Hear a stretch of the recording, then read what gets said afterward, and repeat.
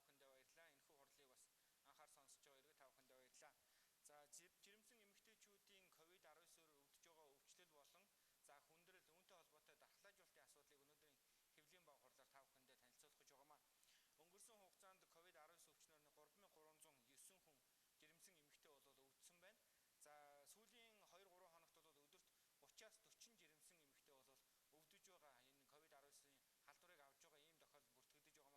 За сүүлийн 2-3 хоногт бол өдөрт 30-аас 40 жирэмсэн эмэгтэй өвдөж байгаа энэ COVID-19-ийн халдварыг авж байгаа ийм тохиолдол бүртгэгдэж байгаамаа. Энэтэй холбоотойгоор эргээд гарах хүндрэл эрсдэл нь ер нь ямар төвшөнд байгаа юм бэ гэдэг энэ зүйлийг бол өнөөдөр мэргэжлийн хүмүүс та бүхэндээ танилцуулна. Өнөөдрийн хэвлэлийн баг хуралд бол анагаах ухааны доктор, клиникийн профессор, эрүүл мэндийн яамны дэргэдэх их барих эмэгтэйчүүдийн салбар зөвлөлийн гишүүн, анагаахын шинжлэх ухааны үндэсний их сургуулийн их барих эмэгтэйчүүдийн тэнхимийн эрхлэгч Мөнх Цэцэг оролцож байна. За үүнээс гадна анагаах ухааны доктор, клиникийн профессор, нийслэлийн өргөө амарчих газрын их барих эмэгтэйчүүдийн их эмч, хүний гавьяат эмч Цэрэн Самбуу, за мөн анагаах ухааны доктор, их барих эмэгтэйчүүдийн эрхлэх зэргийн эмч, хүүхдийн эрүүл мэндийн үндэсний төвийн захирал Алтан Даяа гэсэн ийм уран хүн бол бас өнөөдрийн хэвлэлийн баг хуралд оролцож байна.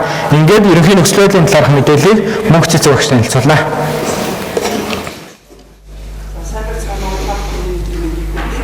Өнөөдөр бид бүгдээ жирэмсэн эмэгтэйчүүдийн COVID-19-ийн халдварыг харах манай энэ нөхцөл байдал ямар байдалд орж байгаа, үүнтэй холбоотой дархлаажуулалтын асуудал ямар төвшөнд байгаа, ерөн жирэмслэлт болон төрсний дараах эхчүүд нэраад энэ COVID-19-ийн халдвар эмнэлзүүд хэрхэн нөлөөлж хэрхэн хүндрэл үүсгэж байгаа талаар бид гурав ярилцахаар ирлээ. Тэгээ ер нь бол COVID-19 бол нэг хэсэг энэ 100 бол харьцангуй намжимал байдалд байжгаад одоо дараагийн давалгаа эхэлж байна. За энэ давалгаа эхэлж байгаатай холбоотой Монгол улсад бол COVID-19 цар тахлын хувилбар, дельта хувилбар бас тархах магадлалыг өндөртэй. Ерөнхийдөө бол нэлээд олон хувийн нь бол энэ халдварын ихэнх хувийг бол дельта халдвар эзлэх магадлалтай байгаа. Энэ үед бид нар бол дахин энэ жирэмсэн эмэгтэйчүүд, төрсний дараах эхчүүдэд энэ өвчлөл ер нь тархалт ямар байгаа, Монгол улсын төвшөнд ямар байна, цаашдаа бид нар юунд анхаарах вэ гэдгийг эцэг эхчүүд, жирэмсэн эмэгтэйчүүд, түүний гэр бүлийнхэнд нь анхааруулах дэс энэ мэдээллийг дамжуулж байгаамаа. За дэлхийн нийтээр дахин давалгаа үүсэж байгаа. Та бүхэн өөрсдөө өдөр болгон мэдээ үзэж байгаа. Хүн бүхэн энэ COVID-19-ийн тухай бол 2 жил жахаа бид нар энэ мэдээллийг өдөр болгон сонсож байгаа. Сүүлийн үед одоо Америкийн нэгдсэн улсад гэхэд өдөртөө 150 мянгаас орчим хүн халдвар авч байна. За үүнээс гадна 1500 орчим хүн эндэж байна. Дэлхийн нийтээр бол энэ цар тахал дахин давалгаалж байгаа. За үүнтэй холбоотой бол энэ дельта хувилбар бол жирэмсэн эмэгтэйчүүд үүсэхтэй илүү их эрсдэлтэй, илүү их халдварлах магадлалтай байгаад байна. За олон эрдэмтдийн судалж байгаагаар энэ дельта вирусын хувилбар нь болохоор анх үүсчихсэн Ухааны халдвараас бол 2 дахин илүү халдварлах чадвартай. Энэ альфа халдвараас бол 60%-аар халдварлах эрсдэлтэй гэж үзэж байгаа.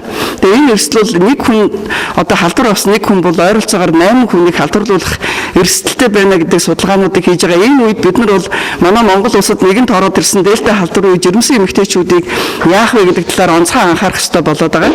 За энэ дээр бол дельта халдварыг бол судлаачид юу гэж үзэж байна гэхээр эдгэнцэн судлаачид бол жирэмсэн үед бол илүү их эрсдэлтэй. Эрсдэл нь юугаар мэдгэж байна гэхээр эхийн эндэгдэл өвчлөл нэмэгдэж байна.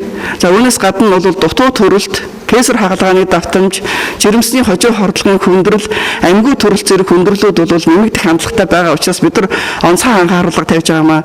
Ялангуяа энэ халдвар COVID-19-ийн тархалт цар тахал ингээд нэмэгдэж байгаа, давалгаалж байгаа энэ үед бидний үндсэндээ жирэмсэн эмэгтэйчүүд, төрсний дараах эхчүүдийг халдвараас яаж сэргийлэх вэ гэдэг асуудал бол одоо дэлхийн нийтээр үндсэн гол арга бол дархлаажуулалтын асуудал байгаа. Тэгээ энэ дархлаажуулалтанд хамрагдсанаараа бол бид нар дельта хувилбараас тодорхой хэмжээгээр хамгаалж чадна. За манай ард иргэд бол ер нь дэлхийн нийтээр зарим нэгэн улс оронд бол энэ вакцины эсрэг үзэлтэй хүмүүс одоо хэвлэл мэдээллээр элдв одоо 100 янз бүрийн одоо мэдээлэл дамжуулж байгаатай холбоотой дархлаажуулалтын асуудал заримдаа одоо хийгдэхгүй жоохон доогуур төвшөнд байгаа энэ байдлыг бид нар бол үзэхдээ юу гэж үзэж байгаа гэхээр ер нь бол бид бүхэн бол шинжлэх ухааны хөгжлийн 90 амьдарч байгаа. Энэ вакцинууд гэдэг бол өнөөдөр дэлхийн эрүүл мэндийн байгууллага яаралтай журмаар хийгдэж байгаа нийт 4 төрлийн зөвшөөрөгдсөн вакцины талаар яригдж байгаа шүү. Тэгээ энэ вакцин бол 3 шатныхаа судалгаануудыг хийгдээд маш олон одоо судалгааны төвүүд, хөгжингүй улс орнуудын төвүүд энэ үр дүнгийн судлаж гаргаад жирэмсэн хүмүүст ямар эрсдэлтэй гэдгийг нь тооцоолоод дэлхийн нийтээр томоохон нийгэмлэг салбарын нийгэмлэг холбоод ямар зөвлөгөө өгж байгаа вэ гэхээр жирэмсэн эмэгтэйчүүд эмэгтэйчүүдийг хүндрэлээ сэргийлэх, эхийн эндэгдлээ сэргийлэх үндсэн хамгаалах арга бол дархлаажуулалт юм а гэж. Тэгээд Дельта хувилбарын энэ халдварын үед бол ялангуяа манай жирэмсэн эмэгтэйчүүдэд бол эрүүл мэндийн сайдын баталгаажуулсан журмаараа бол дархлаажуулалтанд сайн дураараа хамрагдах юм тушаал гарсан байгаа. Энэ вакцинжуулалтыг хийлгэснээрээ одоо AstraZeneca вакцин бол ерөнхийдөө бол энэ Дельта хувилбарын үед бол нэг 75-70 орчим хувьтай, Английн судалгаагаар бол 90-92% байна гэж үзсэн. За Pfizer вакцин бол 90 орчим хувьтай байна гэж үзсэн. Тэгэхээр манай жирэмсэн эмэгтэйчүүд ихэнхдээ бол Монгол улсын тушаалаараа бол Pfizer вакциныг хийлгэж байгаа. Тэгээ бид нар өнөөдөр ингээд нийтдээ Монгол улсад жилдээ нэг 80 мянган орчим хүн төрдөг. Одоогийн байдлаар нэг 43-4 мянган орчим хүн төрсөн. Тэгтэл одоо яг тооцоолоор үзэх юм бол 6100 орчим жирэмсэн эмэгтэйчүүд дархлаажуулалтанд хамрагдсан байна. 5000 гаруй төрсний дараах эхчүүд дархлаажуулалтанд хамрагдсан байгаа. Яг одоогийн нөхцөл байдал жирэмсэн эмэгтэйчүүдийн ойролцоогоор нэг 15 орчим хувь нь дархлаажуулалтанд хамрагдсан. Тэгэхээр энэ их халдварын цар тахлын үед ийм цөөхөн хувь нь дархлаажуулалтанд хамрагдсан учраас жирэмсэн эмэгтэйчүүд өвдөх эрсдэл өндөр байна. Тэгээ энэ өвдөх эрсдэлтэй байгаа учраас бид нар энэ дархлаажуулалтыг бол илүү хийгээсэй гэж уриалга болж хэлж байгаа. Тэгээ хүмүүс хамгийн гол нь бол дархлаажуулалтын талаар бол их айцтай байдаг. Тэгээ энэ дархлаажуулалт нь одоо удмын санд нөлөөлдөг, гаж хөгжил үүсгдэг, одоо нөхөн өчгөн эрхтний өргөдөлтэй болгодог гэдэг зөндөө олон буруу ташаал мэдээллүүд байгаа. Судалгаагаар энэ бүхэн батлагдаагүй байгаамаа. Тэгээ өнөөдөр Монгол улсын хэмжээнд энэ жирэмсэн эмэгтэйчүүдийг дархлаажуулалтанд хамрагдсанаар эхийн эндэгдэл өвчлөлийг одоо бууруулна гэж бодож байгаа. Сүүлийн үед бол COVID-19-тэй холбоотой эхийн эндэгдэл нэмэгдсээр Монгол улсад 100 мянган амьд төрөлтөнд эхийн эндэгдэл нэмэгдэх хандлагатай байгаа. Энэ болгон нь одоо бид бүгдийн сэтгэлийг зоож байгаа учраас нийт жирэмсэн эмэгтэйчүүд, төрсний дараах эхчүүд аль болохоор дархлаажуулалтанд хамрагдаараа энэ бол үндсэн арга юм. За мэдээж халдвараа сэргийлэх хоёр дахь арга бол халдвар хамгааллын дэглэмээ одоо дахин маш чамд сайн сахих хэрэгтэй гэдэг. За тэгээ энэ өмнөс гадна бол энэ дархлаажуулалттай холбоотой Монгол улс зүгээр суугаагүй жирэмсэн эмэгтэйчүүдийн вакцин хийлгэсэн хүмүүстэй бол судалгаа хийсэн байгаа. Энэ судалгааг манай Алтан туяа захирал ярих байх. Жирэмсэн эмэгтэйчүүдийн эмнэлэг зүйн явц ямар байгаа, хэрхэн яаж хүндэрч байгаа талаар энэ Цэрэн самбуу эмчид мэдээлэл хүргэх байхаа гэж бодож байна.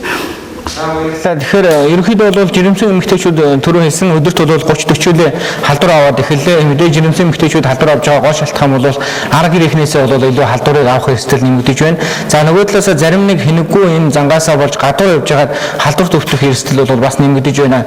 Тийм учраас яг энэ жирэмсэн эмэгтэйчүүд халдвар төвчсөний дараагаар ямар хүндрэл үүсэж байгаа вэ гэдэг талаар Цэрэн самбуу эмч та бүхэндээ танилцуулна. За та бүхний энэ өдрийн мэндийг хүргье. За бид нар мэдж байгаа. За энэ COVID-19-ийн халдвар гарсантай холбоотойгоор тэгээд энэ дэгдэлт болж 1-2 дугаар давлгаа усантай холбоотойгоор ерөнхийдөө амарч газруудад бол дандаа улаан бүс буюу COVID-19 техчүүд үйлчлэх тасгуудыг бэлтгэлтэйгээр бэлтгэсэн байсан. За энэ бүх тасгууд бол 6 сарын 30-ны үеэс 6 сарын 15-наас хойш бол бүх амарч газруудын тасгууд ялангуяа нийслэлийн өргөн амарч газрууд 30 ортоос үйл ажиллагаа явуулаад тэгээд нийт иргэдийн дунд жирэмсэн эхчүүдийн дунд дархлаажуулалттай холбоотойгоор тэр жирэмсэн эхчүүдийн вакцинжуулалт баг байсантай холбоотойгоор дархалт нэмэгдсэн учраас манай хороо 80 ортой болгож өргөжүүлсэн. За өнөөдөр нийслэлийн өргөн амарч газар бол жирэмсэн төрсний дараах эхчүүдэд тусламж үзүүлж байгаа 80 ортой бас үйл ажиллагаа явуулж байна. За бид бүхэн вакцинжуулалттай холбоотой хэлжээсэн. Вакцин бол сайн дурын асуудал. Гэхдээ та бүхэн жирэмсэн ээжүүд 2 дугаар хагастай заавал вакцинд хамрагдаач. Яагаад гэвэл энэ ээжүүдэд ноцтой хүндрэл өгöd байна. Ялангуяа зүрх судасны өвчтэй эхчүүд, чихрийн шижинтэй эхчүүд, за таргалалтай ээжүүд, бөөрийн болон илэгний ахыг өвчтэй эхчүүд бол маш ноцтой хүндрээд байна. Амьсгалын дутамжлалд ороод байна. Ийм учраас та бүхэн вакцинжуулалтад өргөн хамрагдаач гэсэн. Үнэхээр л одоо энэ халдвар тэгдэлттэй холбоотойгоор ямар улсууд хамгийн ноцтой хүндрэлд орсон бэ гэхээр эргэтэн тогтолцооны өвчтэй улсууд дэлхийн өөрийн судалгаа өөрөө угаасаа тийм байгаа. Сүүлийн судалгааны агентууд ерөөсөө жирэмсэн ээжүүд, чихрийн шижинтэй ээжүүд, зүрх судасны өвчтэй эхчүүд, таргалалтай ээжүүд, бөөрийн болон илэгний ахыг өвчтэй улсууд их хүндэрч байна. Ийм учраас хүндрэл их байна. Хоёрдугаарт нь болохоор зэрэг амьсгалын дутамжлалд ороод байгаа учраас жирэмстийг илт шийдэх асуудал, хугацааны өмнө шийдэх асуудал байгаа учраас дутуу төрөлтийн асуудал их байна. Кэнсер хаалганы давтамж эрс нэмэгдлээ. Энэ асуудлууд л одоо эмнэлэг зүйдээр бол нэмэгдээд байгаамаа. Ийм учраас та бүхэнд дахин хэлэхэд хамгийн гол нь ээжүүд маань дархлаажуулалтанд өргөн хамрагдаач. хэдийгээр энэ сайн дурын асуудал байлаа ч гэсэн ийм ээжүүд хүндрэх магадлал өндөр байна. Улмаар эхийн эндэгдэл дутуу төрөлтэй холбоотойгоор перинатал эндэгдэл, няраа эндэгдлүүд өндөр байгаад байна. Тийм учраас бид бүхэн түгээмэл хийж байгаа дархлаазуулалтанд хамрагдахгүйгээр энэ бүх асуудлууд одоо дараас хүндрэлүүд бол явагдана. Үнэхээр одоо нэгдүгээр амрагч газар одоо төрсэн ээжүүд бусад газрууд одоо төрөлтийн тусламж авсан ээжүүдийг харж байхад ерөөсөө энэ үндсэн эрсдэлтэй асуудал хамгийн хүндэрч байгаа юм аа. Ийм усууд амьсгалын нутагшилд орж байгаа. Ийм усуудын төрөлтийн асуудал хугацаанаас өмнө шийдэгдэж байна. Тийм учраас энэ манай дархлаажуулалтын хувь жирэмсэн ээжүүдэд ямар байгаа талаар ярьлаа. Тодорхой хэмжээний төрөлт одоо нэгдүгээр амрагч газар эхний 7 сарын 1-нд эхний 7 сарын байдлаар 5800 эхчүүд төрсөн байна. Урд оны мөн үетэй харьцуулахад бол төрөлтийн тоо буурсан. Тэгвэл энд жирэмсний хүндрэл, төрөлтийн хүндрэл болон энэ хүүхдийн дутуу төрөлт, перинатал эндэгдэл хийн ноцтой хүндрэлүүд бол ихсээд байгаа нь энэ COVID-19 халдвартай холбоотой байгаамаа. Тэгэхээр зэрэг бид бүхэнд одоо нийт олон харилцуулгад хамгийн олон дархлаажуулалтанд жирэмсэн ээжүүд маань өргөн хамрагдаач. Тэгэхгүй бол танд амин насанд аюултай хүндрэл яг хажууд чинь байна гэдгийг л дахин сануулах нь шаардлагатай байгаамаа. Түрүүн бас мөнгө цэцэг юм хэлсэн. Энэ дархлаажуулалтанд хамрагдахаас баг зэрэг айж байгаа, за эсвэл буруу ойлголттой байгаа гэдэг ийм зүйл яригдаад байгаа. Энэ дээр бол бас тайлбар өгөх зорилгоор судалгаа хийгдэж байгаа. Их хүүхдийн эрүүл мэндийн үндэсний төв дээр бол энэ дархлаажуулалтын дараах нөлөөлөл ер нь ямар байгаа юм бэ гэсэн энэ судалгааг хийсэн байгаа. Энэ судалгааг Алтан цэцэг эмч танилцуулнаа. Алтан дээр эмч танилцуулнаа та бүхэндээ. За сайн байцгаана та бүхэнд энэ өдрийн мэндийг хүргэе. За яалтчгүй одоо цар тахлын тархалт маань сүүлийн 7 хоногт бүр эрчимтэй ингээд нэмэгдсэн. Тэр дотор бол хүүхэд болон жирэмсэн эхчүүдийн тоо бол маш их өсөж байгаа. За Монгол улсын хэмжээнд бол нийт хүн амын 6.2% нь ковидын халдвараар өвдсөн байна. За эдгээр хүмүүсийн одоо эндэгдэл бол дэлхийн түвшинд 4.4-тэй бол Монгол улсад бол 0.42% буюу эндэгдэл харьцангуй бага байгаа. Үүний үр дүн нь бол вакцин гэж үзэж байгаа. За тэгэхээр одоо Монгол улсын хэмжээнд вакцинд хамрагдсан эдгээр тундаа бол 68% хамрагдсан бол хоёрдугаар тундаа бол 67% хамрагдсан байна.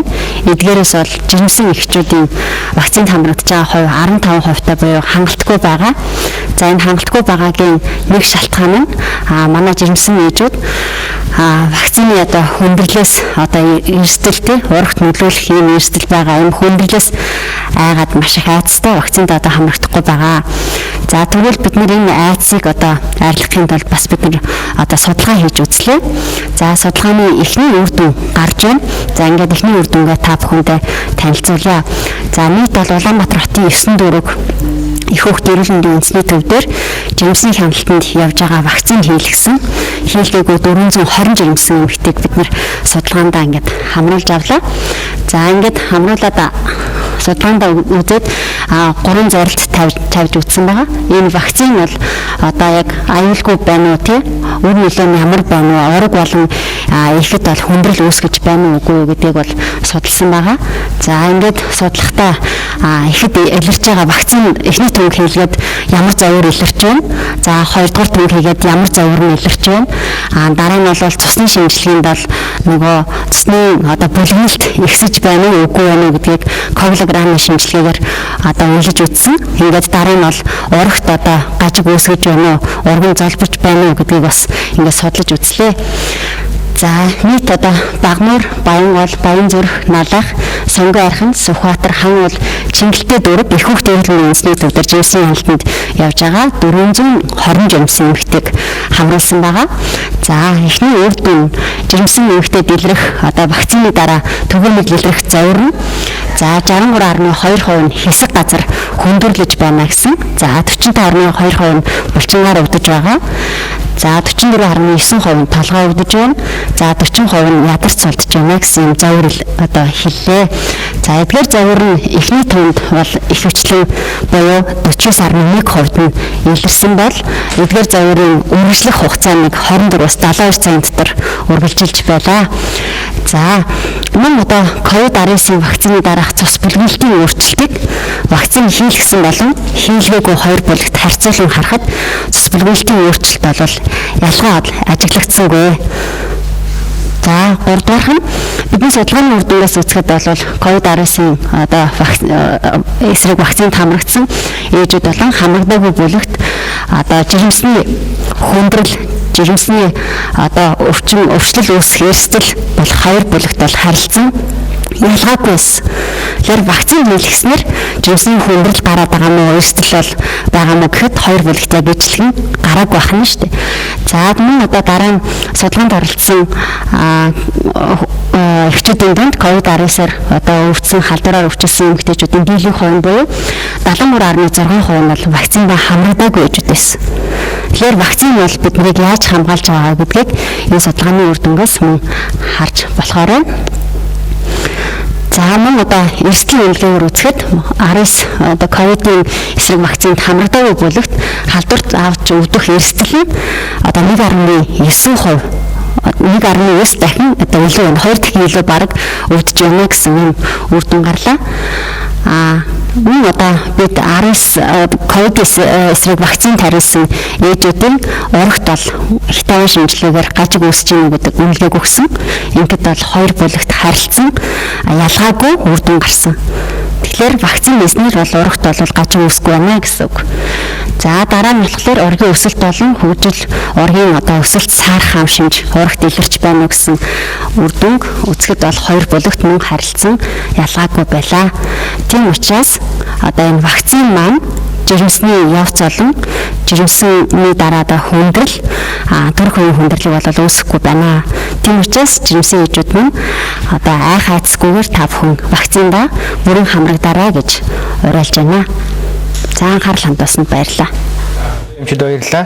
Тэгэхээр дэлхийн нийтийн төвшөнд бол энэ бас жирэмсэн эмэгтэйчүүдийн вакцинжуулалтын асуудал бол нэлээд өргөн хүрээтэй өрнөж байгаа. Энэ талаар бас мөнх цэцэг эмч танилцуулнаа.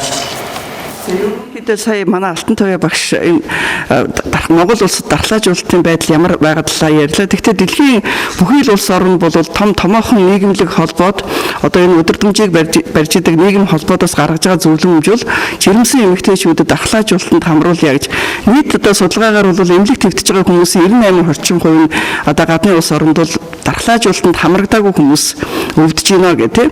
Тэгээ жирэмсэн эмэгтэйчүүдийн нэг онцлог нь бол дархлаажуулалтанд хамрагдсан хүмүүс хамрагдаагүй хүмүүсийг судлахад эрчим тэмчилгээний тасагт сэхэн амьдралын эрчим тэмчилгээний тасагт хэвтэж эмчлүүлэх хувь 22 дахин илүү байна. Амьгүй төрөлт 7 дахин их байна. Эхийн эндэгдэл улс оронд харилцаа адилгүй өндөр байна гэсэн ийм тоонуудыг гарч байгаа. Манай улсын 2 жил одоо COVID-19 гарсан 2 жилийн хугацаанд бол эрүүл мэндийн сайдаар батлагдсан COVID-19 эмчилгээний онцлогооны бараг 10 гаруй одоо шинжилж ингээл дэлхийн яаж шинжлэгдэн тэр хувилбаруудаар энэ өдөрдмжээ авал шинжилж байгаа. Хамгийн сүүлд нь одоо 2 хоногийн өмнө энэ COVID-19-ийн дельта хувилбартай холбоотой дахин шинэ өдөрдмжээ батлаад эмчилгээ онцлогооны өдөрдмжийг гаргасан байгаа. За бас үүнээс гадна бол өрмөц одоо онцлогтой жирэмсэн эмэгтэйчүүдийн жирэмсэл төрөлтийг яаж удирдах юм, вакцин дархлаажуулалтанд яаж хамрагдах юм бэ гэдэг юм өдөрдмж Монгол улсад хэрэгжиж байгаа. Тэгээд энэ дархлаажуулалтыг дэлхийн нийтээрээ бол жирэмсэн эмэгтэйчүүдэд аюулгүй хийлгээ гэж байгаа. Тэгээд Монгол улсад энэ тушаалаараа бол ямар хүмүүст дархлаажуулалтыг хийх вэ гэхээр нэгдүгээр зүйлийн сайн дурын үндсэн дээр, хоёрдугаарт нь бол жирэмсний 14-7 хоногтойгоос хойш 35-7 хоног өнгөртөл 36-7 хоног хүртэлх хугацаанд байгаа жирэмсэн эмэгтэйчүүдийг дархлаажуулалтанд хамруулж болно. За хэрвээ 36-7 хоногтойгоос хойш өнгөрсөн байх юм бол төрсний дараа дархлаажуулалт хийлгэж болно гэж. Тэгээд энэ судалгаанууд байгаа жирэмсэн ээж нар бас яг ч ерөн бид нар жирэмсэн болдог вэ гэхээр айл гэр эрүүл ад шаргалтай амьдралын чадвартай сайхан хүүхэдтэй болох гэж жирэмсэлж байгаа шүү дээ. Тийм болохоор энэ вакциныг хийлгэснээрээ одоо эсвэл хүүхдэд одоо хөхүүл ээсрэн дархлаажуулалт хийлгэснээрээ хүүхдэд 6 сар хүртэл энэ COVID-19-ийг авах эсрэг энэ дархлаажуулалт тогтдог юм байна гэдгийг судлаад гаргацсан. Тэгэхээр бид нар дархлаажуулалт хамрагдсан ээж нараас төрж байгаа няраа хүүхд хүртэл яг нь эхний 6 сарда энэ халдвар төвчинг одоо өвдөхгүй байх юм магадлалтай байгаамаа. За тэгээ энэ судалгаануудын үр дүнгээс бид нар бол дахин яаж ийм гэхээр хүн болгон бол өөрсдийнхөө үзэл бодлоор энэ дархлаажуулалтанд хамрагдахтаа эрсдлээс сэргийлэхийн тулд хийх ёстой. Хэдийгээр одоо манад эндж байгаа хүндэрч байгаа эхчүүдийг судлахад ахин настай жин ихтэй эргэтэн тогтолцооны өвчтөй хүмүүс хүндэрч байгаа ч гэсэн одоо түрүүний судалгаануудаас бол залуухан 22-той 20-той 26 шүргэж явж байгаа гэх мэтлэнгээр ийм насны ямар нэгэн эргэтэн тогтолцооны өвчнгүй хүмүүс хүртэл хүндрээд амь насаа алдсан тохиолдол байгаа. Тэгэхээр бид нар бол ерөнхийдөө л жирэмсэн эмэгтэйчүүд яагаад ийм эрсдэлтэй гэхээр энэ өвчний нэг онцлог нь бол дархлаа султай хүмүүсийг л гол хүндрүүлдэг. Жирэмсэн эмэгтэй жирэмснийхээ туршид бол үндсэндээ бол нэг ураг гэдэг харь ургийг ингээд тээж байгаа учраас маш их дархлаа сул байдаг. Энэ онцлог дээр үндэслэж жирэмсэн эмэгтэйчүүд хүндрээд байгаа юм шүү гэдэг дээр бас бид нар анхаарлаа хандуулаасай гэж бодож байна. Үүнээс гадна бол жирэмсэн эмэгтэйчүүдийг аль болохоор бол эмнэлэгт хандуулахгүй байх. Одоогор Монгол Улсын хэмжээнд өчигдрийн байдлаар бол 600 орчим жирэмсэн эмэгтэйчүүд эмнэлэгт хэвтэж байна. Манайд бол ингээ хөнгөн хэлбэрийн хүмүүсийг аль болохоор гэрт нь хямж байгаа дэлхийн нийтийн өдөртөмжөнд бол хөнгөн хүмүүсийг гэртээ хянж байгаа. Гэхдээ манайд жирэмсэн эмэгтэй бол халдвар авсан шинж тэмдэг илэрсэн бол заавал эмнэлэгт хэвтүүлж хянж байгаа. Энэ нь үндс нь юу гэхээр жирэмсэн эмэгтэйчүүдийг богино хугацаанд хүндэрдэг учраас хүндрэлээ сэргийлэхийн тулд аль болохоор бүх халдвар авсан эмэгтэйчүүдийг эмнэлэгт хэвтүүлж байгаа.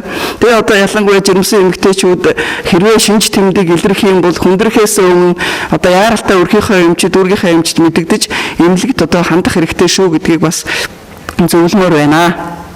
За баярлалаа. Өнөөдрийн хэмжээний байгуулалттай холбоотойгоор асуух асуулт сэтгүүлчдэд байна уу? За.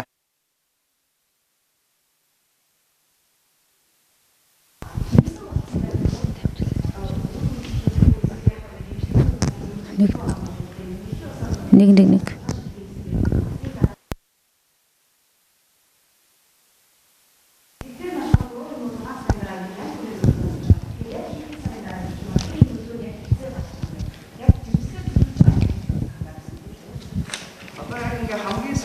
Судалгаагаар бол дэлхий дээр бол вакцин хийлгэсэн жирэмсэн эмэгтэйчүүдэд 120 мянган орчим жирэмсэн эмэгтэйчүүдэд судалгаа хийсэн байна.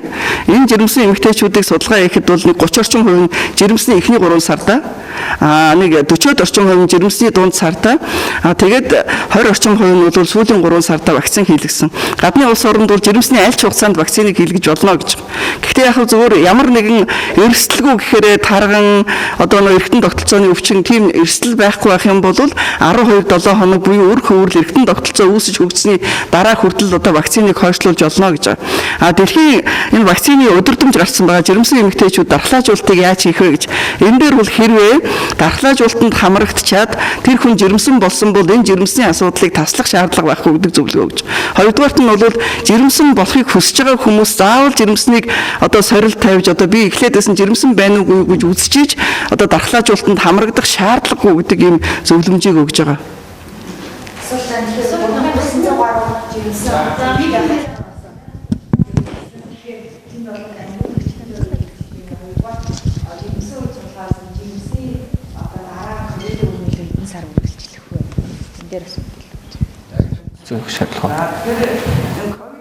Хүндрэлийг одоо бид нар бол энэ 2 жилийн хугацаанд эхлээд ерөөсөө эрдэмтэн судлаачид одоо хөлөө олохгүй маш их хэцүү байсан.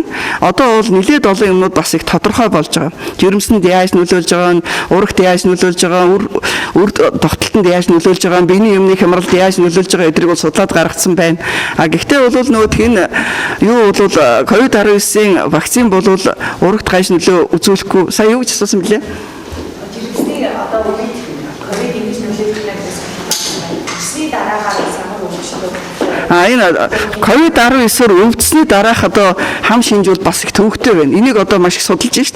ковидын дараах өвчлөл гэж нэрлэж байна. ковидын дараах хам шинж гэж байна. Жирэмсэн ч бай, жирэмсэн биш ч ковидоор өвдсөн хүмүүс зүрх судасны хүндрэл 28% тохиолдож байна. Ялангуяа энэ зүрх судасны өвчин эхний 4-7 хоногоос ахуулаад бүтэн жилийн хугацаанд энэ өвчил нэмэгдэж байна гэсэн. Ялангуяа зүрхний булчингийн тэжээлийн үйл ажиллагааг алдагдуулж байна. Тэгээ энэтэй холбоотой зүрхний булчингийн өрөвсөл болж энэ зүрх гинт зогсох ийм хүндрэлүүд гарч ийнэ гэсэн юм судалгаанууд зөндөө байна. Хоёрдугаарт нь бол мэдрэлийн талаас бас их өөрчлөлтүүд гарч байгаа. Ялангуяа нэн хүнд хэлбэрээр өвдсөн хүмүүсийн 3/1-д нь энцефалопати гэж тархины үйл ажиллагааны алдагдал, за үүнээс гадна тэнцвэр алдагдах, тэгээ таталт өгөх, сенсор мэдрэл буюу мэдрэх мэдрэхүй эрхтний үйл ажиллагаа алдагдж байна. Ялангуяа манайд ч гэсэн одоо үнэрлэх хамтлах мэдрэхүй энэ өвчний үед алдагдсныхаа дараа 6 сараар одоо ингээд үнэрлэх мэдрэхүй нь алдагдаад тэрнээсээ гадна өөр эмгэг үнэрлээд ингээд янз бүрийн байдлаар өөрчлөгдөж байгаа энэ хам шинжүүд нь үргэлжилж гараад байгаа маа. Тэгээ бид нар бол ялвалхаар энэ COVID-19-ийн өвчнийг тусахгүй байхын тулд дархлаажуулалтанд нийт хүн амаа хамруулахгүй бол ковидын дараах хүндрэл гэдэг бол эрсдэлтэй. Хоёрдугаарт нь бол энэ вакцин хийлгээд 100% хамгаалахгүй байгаа учраас заримдаа хүмүүс ингэ ярьж байгаа дархлаажуулалт хийлгчээд өвдөд байна гэж. Тэгэхээр нөгөө хин дархлаажуулч өөрөө нэгдүгээр 100% хамгаалахгүй байгаа. Хоёрдугаарт нь зөвөр энэ үр дүнд бол хувилбар ингээд шинэ хувилбар гарах тусам тэр шинэ хувилбарууд ч өөрөө их ухаантай болж байна гэж байна шүү дээ. Жишээлх юм бол дельта хувилбар гэхэд бол альфа хувилбарын үед үүсдэг эсрэг биеийг тойроод тэрнээс цухтаагаад өвчин үүсгээд яваад байна гэдэг энэ судалгаанууд бас хийгээд байгаа. Тэгэхээр бид нар аль болохоор л энэ шинэ хувилбар гарахаас өмнө хүн амынхаа дийлэнх хувийг л дархлаажуулалтанд хамруулах юм бол энэ өвчнийг одоо бууруулах боломжтой л гэж үзэж байгаа. Заргаас асуулт байна. Нийтдээ 3000 гаруй эхчүүд халдвар авсан гэж тэгж байна. Тэдгээр эхчүүдийг хэдэн дархлаажуулалт буюу вакцины хийлгээгүй байсан бэ? За дээр нь нас баралтуудаа хичнээн жирэмсэн их халдварын улмаас нас барсан гэдэг энэ тоо мэдээллийг нарийн хэлж өгөх боломж байна уу? Одоогийн байдлаар хичнээн жирэмсэн их халдвар аваад эмчилүүлж байгаа вэ?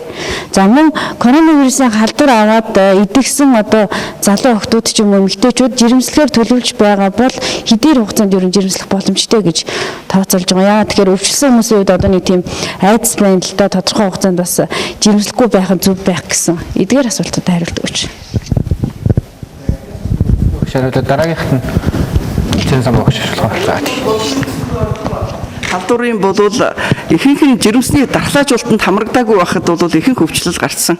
Ер нь одоо дархлаажуулалтанд хамрагдсан өвчлөлийн бол хамрагдсан хүмүүсийн өвчлөл бол маш бага байгаа шүү дээ. Энэ дээр бол 1.9% та орчим байна гэж ярьж байна тий. Тэгэхээр ихэнх нь дархлаажуулалтанд хамрагдаагүй хүмүүс энд байгаа. Хоёрдугаарт нь бол зөвөр ер нь Монгол улсын эхийн эндэгдлийг 100,000 амьд төрөлтөнд ярихад ерөнхийдөө бол жилдээ 100,000 амьд төрөлтөнд бол 20 их энддэг 20 байдаг 100,000 амьд төрөлтөнд. Энэ жилийн хувьд бол 100,000 амьд төрөлтөнд 88 болж нэмэгдчихэд байна. За энэ нь бол юу вэ гэхээр нийт 20 их 100,000-д 20 байсан бол энэ жил бол эхийн эндэгдэл зөвхөн ковидоос 29 их эндчихэд байна. Тэгэхээр бид нар бол энэ дээр бүр онцгой анхаарал тавьж олон удаагийн телевизийн мэдээлэлээр жирэмсэн эмэгтэйчүүдэд анхааруулга болгож дархлаажуулалтанд хамрагдах зөвлөгөө өгч халдвараас хэрхэн яаж сэргийлэх талаар хүндрэл юм байгаа шүү гэж одоо иргэдэд их маш их мэдээлж байгаа. Ийм ч эмнэлгийн ажилчдаа ч маш их сургалт хийж байгаа юм байгаа. За бид бүхэн мэдж байгаа хизээнээс бид Монгол улс өргөн дархлаажуулалт хамрагдсан бэ гэд хамгийн эхлээд 2 сарын 20 дээр вакцины орж ирээд хамгийн онцгой шаардлагатай улсууд эмнэлгийн ажилтнууд хил хамгаалах тэгээд одоо нийгмийн ажилтнууд бүгдийг дархлаажуулж гэлээ. 2 дахь тундаа 4 сарын 20 дээр хамрагдсан. Өргөн төгөөлөлт дархлаажуулалт нийт ардын дунд одоо вакцины оруулж ирээд 5 сарын дундаас эхэлсэн. Тэгтэл одоо хамгийн өргөн жирэмсэн ээжүүдийн дунд халдвар авах өндөр давтамж хизээ нэмэгдэж эхэлсэн бэхээр 6 сарын дунд үеэс эхэлж эхэлсэн. Яагаад жирэмсэн ээжүүдэд энэ халдвар их өргөн хамрагч гисэн бэ гэхээр жирэмсэн ээжүүд бол дархлаажуулалтанд хамрагдаагүй үлдээд байсан. Та бүхэн ийм дархлаажуулалтанд хамрагдаж чадаагүй учраас өргөн хэмжээгээр жирэмсний дунд жирэмсэн ээжүүдийн дунд 100 хэлбэрээр дархалт гарсан. За энэ бүгдээрээ мэдж байгаа энэ хүн төрөлхтөн анх удаага ийм шинэ халдвартай очиж тулж байна. Бүх судалгаанууд дагалдаж хийгдэж байгаа. Одоо вакцины үр дүнгийн судалгаа, жирэмсэн ээжүүдээр гарч байгаа судалгаа, төрсөн ээжүүд халдвар авсан ээжүүд дээр төрсөн халдвар өвчлсөн ээжүүд төрөх үед болон төрсний дараа ямар хүндрэлүүд гарч байна гэдэг нь бас л судалгаанууд дандаа дагалдаж явж байгаа.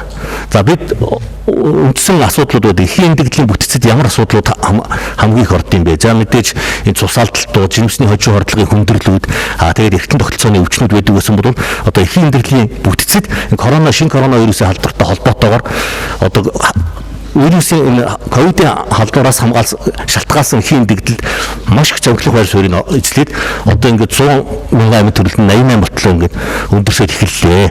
Тэгэхээр зэрэг бид бүхэн энэ бүхэн юутай холбоотой байна? Гарсан цагаас нь авахгүй л сурталчилсан вакцины дархлаажуулалтын талаар сурталчилсан. Ямар улсууд өндөр эрсдэлтэй байна? Эндэгдэл хүрээд байгаа улсууд дандаа дархлаажуулалтанд хамрагдаагүй улсууд байна. нас орсон улсууд жирэмсэн биш ээжүүд мөн үүнтэй адилхан яг л жирэмсэн биш ээжүүд жирэмсэн ээжүүдэд халдвар дарахаар эхлэх зэрэг дархлаажуулалтанд бүрэн хамрагдаагүй улсуудад хүндрэл гараад эхэлсэн. Амьсгалын дутмагшилд орж байгаа. Тэр төрөлтийг заашгүй шийдэх асуудал хүлж байгаа. Мөн одоо эртэн тогтцооны архыг өвчтэй тэр чихрийн шижинтэй улсууд, таргалалтай улсууд, зүрх судасны эмгэгтэй улсууд, бөөр улам илэгний архыг өвдөлттэй улсууд ийм жирэмсэн эмгэгчүүд маань хүндрэх магадлал хүндрэлээ тохиолдол болгон ийм эмгэгчүүд хүндрээд эхэлсэн. Ийм учраас л хэлээд байгаа дархлаажуулалтанд өргөн хамрагдаач. Тэгээд дархлаажуулалтанд өргөн хамрагдсанаар та дархлаажуулалт хийлгэснээр халдвар авсан ч хүндрэхгүй байх магадaltaй байна. Жирэмслээ төрсөн ч гэсэн төрөх үедээ бас энэ ковидоос илтгасан хүндрэл төрөхгүй юм байна. Ийм учраас л дархлаажуулалтанд өргөн хамрагдаач гэдэг. За төрсний дараа төрж байгаа үеүүд гарч байгаа хамгийн гол хүндрэлүүдийн нэг бол цус алдалт байгаа. Цусын эвлэлтийн системд өөрчлөлт орсонтой холбоотойгоор цус алдалтын хувь өндөрсөд байгаа. За түрүүн ярьсан мэдээж амьсгалын төвчмөд орж байгаатай холбоотой дутууд жирэмсний хугацаанаас өмнө шийдэх шаардлага гарч байна. Ийм учраас дутуу төрөлтийн асуудал болоод байна. Хоёрдугаарт кэнсер хаалганы давтамж нэмэгдээд байна. Тийм учраас одоо манай жирэмсэн эхчүүд ялангуяа чихрийн шидэнтэй жирэмсэн зүрх судасны эмэгтэй жирэмсэн эхс жирэмсний хожим ордлогод ордог урд урдын жирэмсэндээ орж ирсэн ийм усууд дархлаажуулалтанд өргөн хамрагдаач. Тийм гэх юм бол та халдвар авсан ч хөнгөө өвчлөх юм байна. Дархлаажуулалтанд хамрагдсан байгаа жирэмсэл төрөлтийн бусад хүндрэлүүд ч гэсэн хөнгөд тусах юм байна гэж ойлгох хэрэгтэй байна.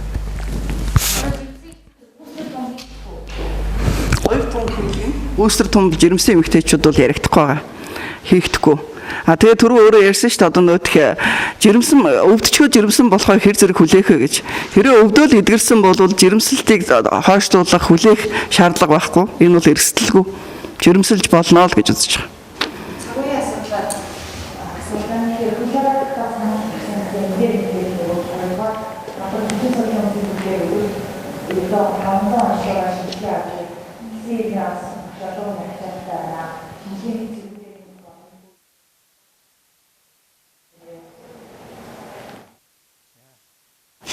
Хөл хорой тогтоох 22 цагаас хойш гэсэн энэ санал бол халдвар төвчин судлалын үндэсний төв дээр зөвхөн яригдж боловсруулагдсан зүйл байгаа.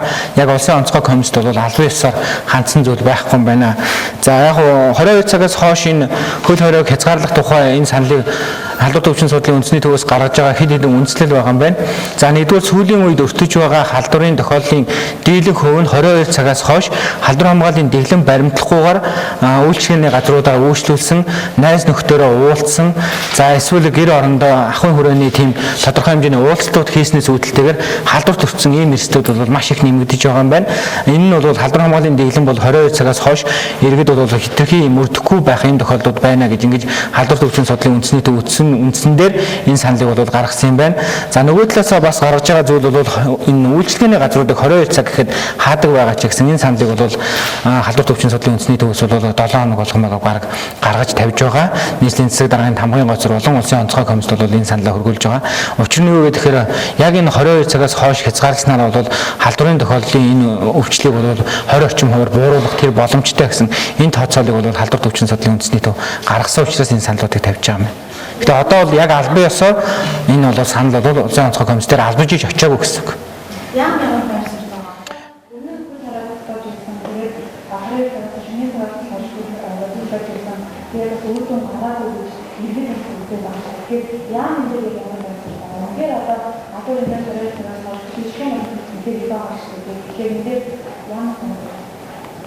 Эсвэл яг тодорхой санал дээр бол тулгуурлаж ярилцаагүй байна. Ер нь бол бас энэ 22 цагаас хойш үйлчлэгээний газруудыг хязгаарлах энэ зүйл дээр бол бас улсын онцгой комиссийн дэргэдэх эрдэмтдийн зүйл бол санал нэгдэж байгаа.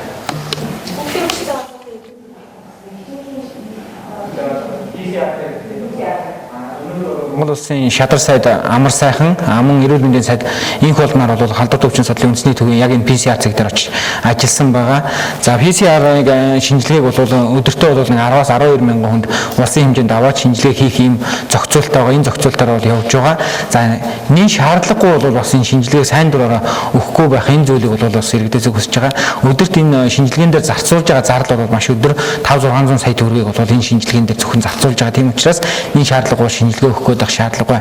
Ойрын хавьдагч нар дээр бол тодорхой хэмжээний хоногийн хязгаартаар бол шинжилгээ хийгдэхийн зохицуултууд байгаа. За үүнээс гадна бол бас эмнэл зүйгээр нь бол энэ иргэдийг шинжлэх, за эмнэл зүй хэрвээ илэрсэн бол шууд эмчилгээ хийгээд явах энэ зохицуултууд орсон байгаа учраас заавал шинжилгээ өгөх гэдэг шаардлагагүй. За үүнээс гадна яг энэ эрүүл мэндийн яамнаас бол баталгаажуулсан юм төрөвчилсөн онцлогыг бол гаргасан байгаа. Энэ онцлогоор бол иргэд өөрсдөө худалдаж аваад за өөрсдөө үзэж чадахгүй бол өрхийн эмнэлэг дээр очиод ч юм уу эсвэл айл нэг эмнэлэг дээр очиод ингээд өөрөө энэ төрөвчлснээр үзүүлэх тэр боломж бол нээлттэй байна.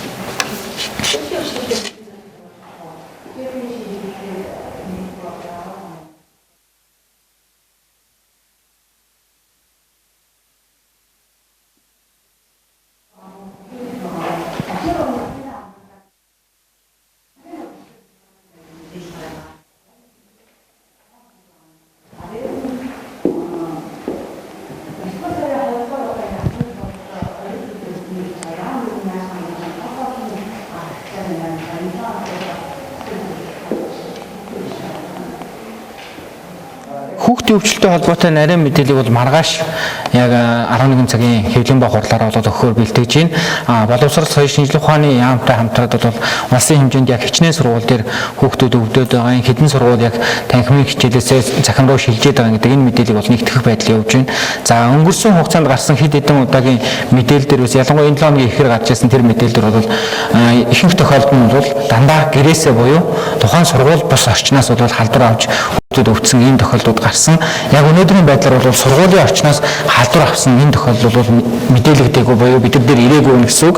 Ихэнх тохиолдол бол өөр замаар буюу ялангуяа гэрээсээ халдварт бол хүүхдүүд өртөж танхимаар биш захин руу хичээл нь шилжиж байгаа ийм тохиолдлууд бүртгэгдэж байна. За өнөөдрийн байдлаар бол яг коронавируст халдвараар бол 3185 хүүхэд бол эмнэлэгт хэвтэн эмчилүүлж байгаа.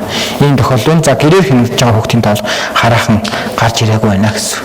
Эрсдэл эмчнүүдээр нэг тодорхойлсон. Одоо энэ 2 сарын эмчнүүдээр өгсөн байна. За эмнэлэгтээ ажиллахгүй болвол тухайлбал цалингаас нь хасна, тойрхон зурхгүй ч гэдэг юм уу нэг ийм мэдээлэлд бас эмчнэрийн дунд гараад ирсэн байна л да. Тэгэхээр одоогийн байдлаар хичнээн эмчнэр ажиллаж байгаа. Үнэхээр яг тухайн одоо хүмүүс чинь ер нь бол халдвар гарсан цагаас хойш л эдгээр хүмүүс бас ажиллагдаа ажиллаж байгаа шүү дээ. Тэгэхээр эдгээр хүмүүсийн суралцах боломжийг олох хэсэг тал дээр ер нь ямар зохицуулалт хийх юм бэ? Нэг зүйлийг бас бид нар маш сайн ойлгох хэрэгтэй. Өнөөдөр өөрөө бид нар цар тахалтай тэмцэж байгаа тийм үү? Цар тахал гэдэг бол бас нөгөө талаасаа олон зүйлийг бол хүчээр дайчлагаас өөр аргагүй юм нөхцөл байдлаар оруулж байгаа. За иргэд бол орон ихж байна, эмнэлэгт хэвтэх орон ихж байна. Гэтэл бол эмнэлэгт хэвтэх за нөгөө талаасаа өрхийн эмнэлгүүд дээр бол тооны хязгаартай нөгөө өрхийн эмч нар маань энэ гэрээр хянаж байгаа иргэдэд үйлчлэж чадахгүй юм нөхцөл байгаа учраас резидент эмчнэрийг бол дайчлахын ажил зохион байгуулагдж байгаа. Гэхдээ резидент эмчнэрийг бол анагаахын шинжилгээ ухааны үндэсний их сургууль мөн хөгжлийн төв гэсэн энэ хоёр байгууллагаас бол ажиллаж тухайн сургуулиуд нь бол өөрсдөө зохицуулалтаа хийгээд эрүүл мэндийн яамд эдгээр хүүхдүүдийг бол дайчлаганд оруулах боломжтой байна гэсэн энэ судалгаагаа хийсний үндсэн дээр явж байгаа. За одоо яригдж байгаа асуудал бол илүү өрхийн эмнэлгүүд рүү эдгээр резидент эмчнэрийг бол явуулахын зорилгыг бол тавьж ажиллаж байгаа. Нийслэл эрүүл мэндийн газар бол энэ дээр тодорхой зохион байгуулалтуудыг хийгээ явж байгаа. Өрхийн эмнэлэг дээр бол та бүхэн ойлгох хэрэгтэй. Сүүлийн үед бол өрхийн эмнэлэгтэй холбоотой гомдлууд бас маш их ирж байна. Нэг эмч 500 хүнтэй уцаар яриад зөвлөгөө өгөө дээрээс нь гэрээр очиж үзэж байгаа энэ ачааллыг бол бас бид нар бодолцож эмчнэрээ бол ойлгох заашгүй шаардлага байна гэдгийг та бүхэнд хэлгэсэн. За өөр асуулттай хүн байна уу?